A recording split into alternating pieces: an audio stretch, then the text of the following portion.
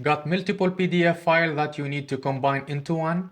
Let me show you how to go from this to this for free using just your browser. First, head to smallpdf.com and then click Merge.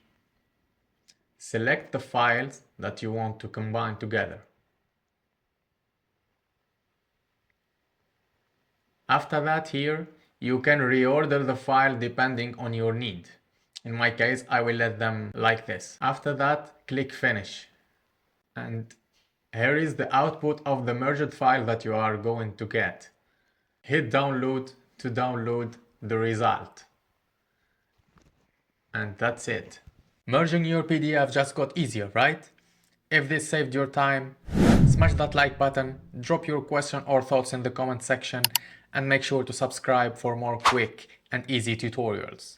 Stay curious and I'll catch you in the next video.